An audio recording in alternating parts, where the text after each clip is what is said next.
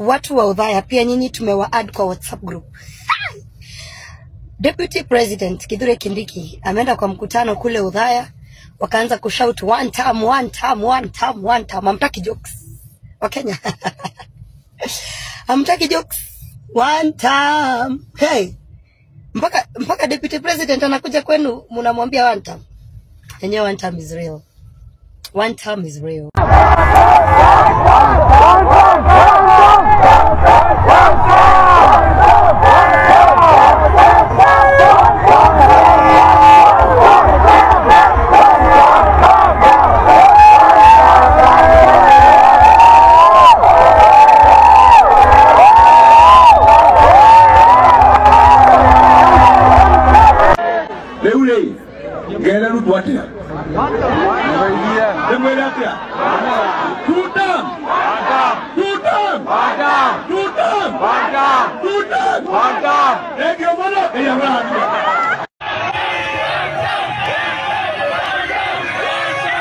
A group of youth in Othaya, Nyeri County turned up where Deputy President Kithure Kindiki was holding a development event and chanted one-term slogans.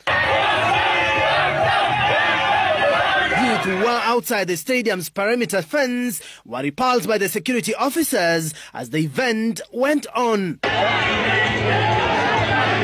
Kindiki, while addressing residents of Othaya, directed salvos at former Deputy President Rigathi Gachagua, accusing him of undermining leaders in the region.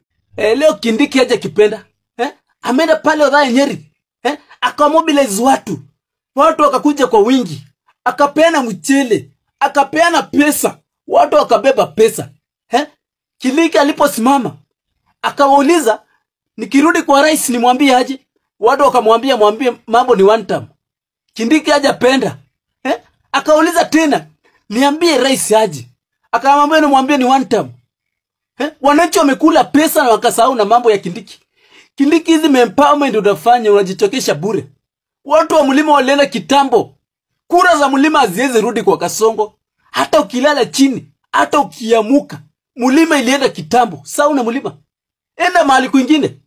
Watakula pesa kwa wingi. Peleka pesa watakula. Lakini kura ya Kasongo mlimani hakuna. Let's start off with the Deputy President, Professor Kithure Kindiki, who encountered a hostile crowd in Othaya, that's in Nyeri County, that chanted one term. And I'll start with you, Mkwanja, you're the first one here. Are we seeing rising cases of political intolerance, or is this just an expression of displeasure from the public? And should we be concerned? I think it's a bit of both, that the levels of intolerance are rising, but also the political class has not, particularly the ruling regime, has not been emotionally intelligent on how to respond to some of these expressions. You know, there were chants of one term by ordinary wananchi in Nyeri. But Jared, you know, takes this and twists it. And even, in fact, says it was a response to the rousey welcome that Ruto received in Homa Bay. I mean, it's sad, Trevor. I mean, listening to a sober mind like Mkwanja here, you know, addressing the issues, that is what should be looked at. What could have led these Kenyans, because Rigathi Gachagua was not anywhere near there, what would have led these Kenyans into those chants?